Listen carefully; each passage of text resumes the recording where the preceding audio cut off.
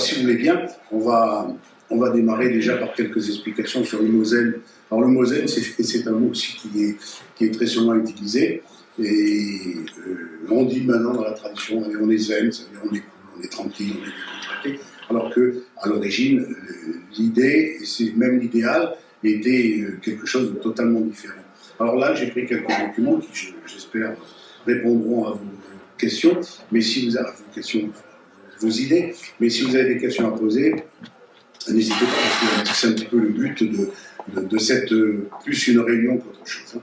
Alors, il faut savoir, je vais vous donner déjà la relation entre le zen et les arts martiaux, parce que souvent, là aussi, c'est une chose qui est assez méconnue, et c'est quand même dommage. Alors, il faut savoir que les arts martiaux traditionnels japonais étaient enseignés dans des dojos qui étaient situés à l'origine dans des temples. C'est d'ailleurs pour ça qu'on retrouve le terme do et le terme jo. Jo étant le lieu où se situait l'action, et do étant ce terme que l'on retrouve très souvent dans la plupart des arts martiaux modernes, qui signifie la voie. Alors là, ça a une connotation un petit peu ésotérique aussi. C'est-à-dire que par rapport, vous voyez là, j'ouvre une parenthèse qui à mon avis est importante, entre le mot jitsu et le mot do. Dans les arts martiaux traditionnels anciens, très anciens, tels qu'ils étaient pratiqués à l'époque de la féodalité japonaise, le mot employé le plus fréquemment, c'est le mot jutsu. Jutsu ou jitsu, hein, l'idéogramme elle-même, c'est la prononciation qui est parfois différente.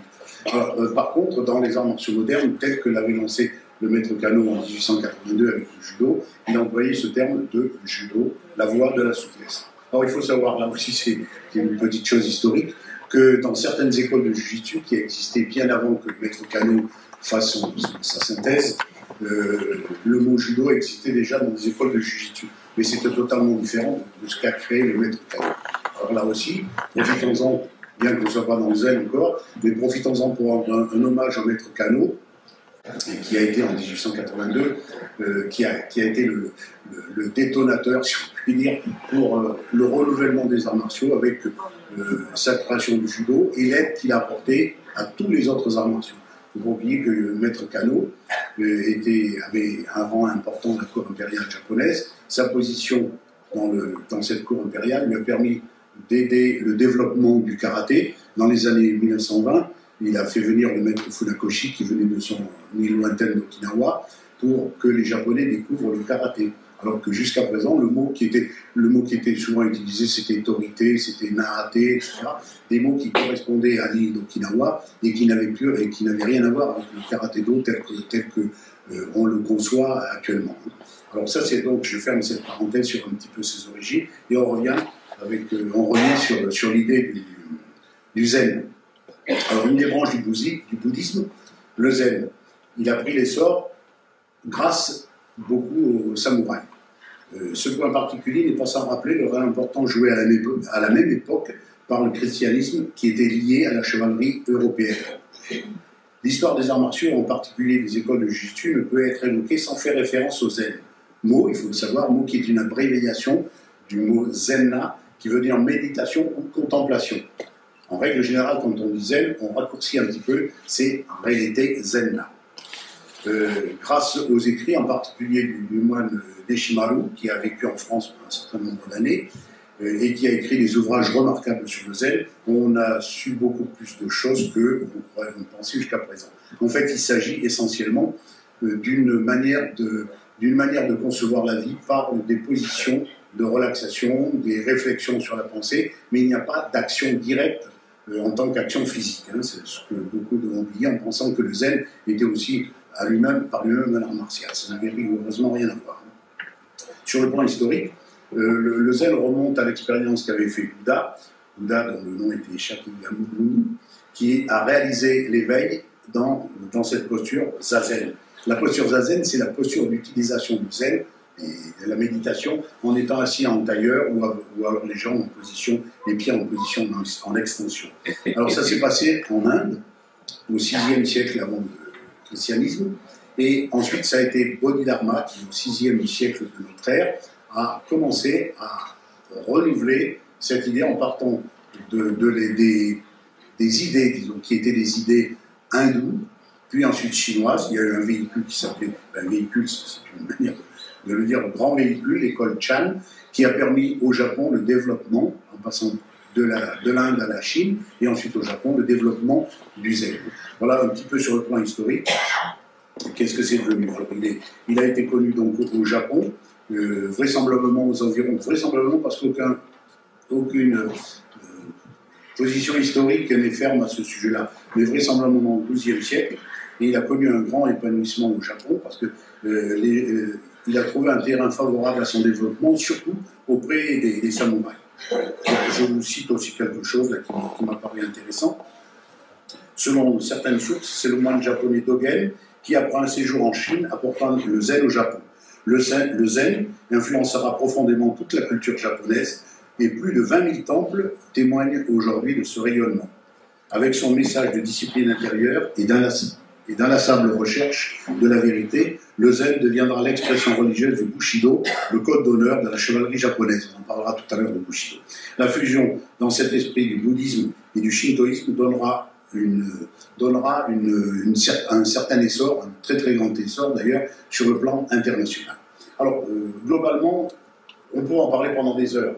Malheureusement, le temps nous est compté, mais je pense que déjà, sur le plan historique, vous avez peut-être, certains qui font des recherches, vous avez peut-être une petite idée déjà bien appuyée, disons, sur le zen, qui est, j'insiste là-dessus, je terminerai sur le zen, qui est, pour nous, pratiquants d'arts martiaux, une manière de concevoir les choses d'une manière un petit peu différente. Vous voyez, j'avais noté ceci, par exemple, le zen n'est pas un système d'idées, ni une métaphysique, ni une religion.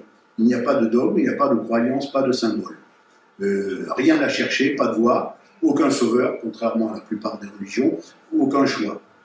C'est donc quelque chose qui est profondément intérieur dans la manière de contemplation et la manière de se retrouver soi-même. C'est donc une religion, sans être une religion, c'est quelque chose de complètement à part. Voilà, bon, en ce qui concerne le zen, j'ai terminé, je pourrais vous en parler, je vous dis bien, pendant des heures, mais je pense qu'on a aussi d'autres choses à découvrir. Alors, je voudrais aborder un autre sujet qui n'a rigoureusement rien à voir, apparemment, c'est l'histoire des kamikazes. Ça me tient à cœur, hein, parce que si vous voulez, je le disais tout à l'heure en préambule, on emploie toujours ce terme kamikaze actuellement pour des actions qui n'ont rigoureusement rien à voir avec l'esprit et la notion historique du kamikaze. Alors il faut savoir, hein, je remonte sur le plan historique, et là nous avons des écrits extrêmement sérieux, avec des dates extrêmement précises de la naissance du terme kamikaze. Alors il y a eu des tentatives d'invasion de la part des Mongols, qui venaient donc de Chine, alliés aux Coréens, et ça s'est passé, les deux principales tentatives d'invasion étaient, je cite les chiffres que j'ai devant moi, parce que malheureusement je les oublie aussi, 1274 et 1281.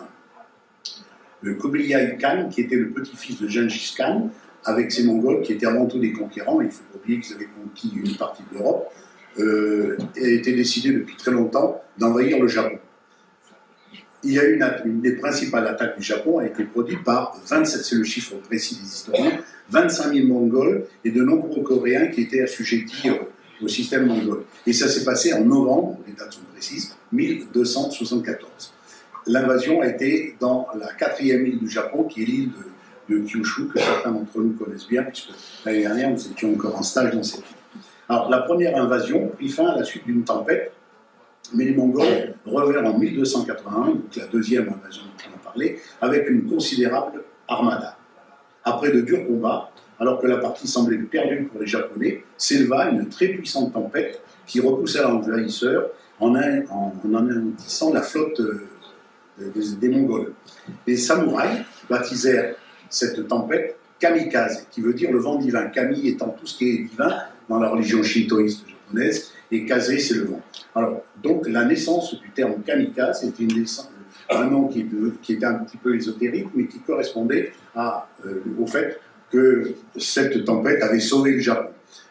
Là aussi, j'ouvre une parenthèse. Hier, on parlait avec des spécialistes du Ikyudo, qui m'ont rejoint dans cette idée-là, d'ailleurs, d'après ce que j'ai pu connaître au Japon, l'arc japonais, qui est très, très grand, qui est très précis, et tiré au point de vue de vitesse de flèche, 3 fois moins de flèches que les arcs mongols. Et les Japonais, qui voulaient rester traditionnalistes, conserver leur arc, alors qu'ils connaissaient très bien l'arc mongol, qui est beaucoup plus petit et plus rapide, mais ils ont voulu rester jusqu'à la fin fidèles à leur tradition, ce qui fait que déjà, ils partaient dans des très très mauvaises conditions, en sachant que leur arc lancerait 3 fois moins de flèches que les arcs mongols. Vous voyez, donc c'est déjà un petit point qui déjà donnait une idée de ce qu'étaient les Japonais, les samouraïs à l'époque. Alors maintenant, on arrive durant la Seconde Guerre mondiale, à partir donc du moment où les Japonais savaient, les gouvernants japonais savaient que l'invasion du Japon était inévitable par les troupes américaines, les troupes alliées. Ils ont donc décidé de créer ce qu'on appelait les avions suicides, ou par extension, les aviateurs suicides.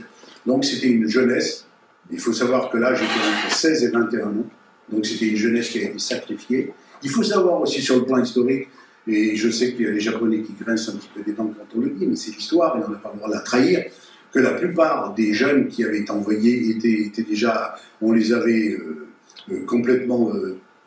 ils étaient sous au départ, hein, avec du saké. On leur avait donné du saké, ils partaient déjà sans très très bien se rendre compte. Ensuite, au dernier moment, on avait utilisé des pilotes qui n'avaient jamais piloté. Ils s'entraînaient sur des caisses à savon, il n'y a pas d'autre mot, avec un manche à balai qui était en bois, pour leur apprendre comment on devait piquer sur un porte-avions ou un navire quelconque américain. Et donc, la plupart des personnes qui sont parties avec le type de kamikaze n'étaient pas du tout formés, et la plupart n'étaient pas consentants. Ou alors, s'ils étaient consentants, c'était un très très petit nombre. Alors, il faut savoir aussi qu'il y en a très peu qui sont arrivés sur leur objectif. J'ai marqué, par exemple, en prenant des documents très très sérieux, la première attaque a eu lieu le 24 octobre 1944, et le premier navire américain qui a été touché s'appelait le Santi. Alors, le dernier groupe de kamikazes, d'aviateurs kamikazes, a été en mars 1945, et on les appelait les fleurs de cerisier. Et ça nous touche assez profondément, parce que la fleur de cerisier est le symbole, vous le savez, des arts martiaux. La fleur de cerisier a été prise comme symbole à l'origine par les samouraïs, parce qu'on considérait que cette fleur ne durait pas longtemps, et qu'elle allait tomber, elle allait disparaître sans se flétrir. Elle restait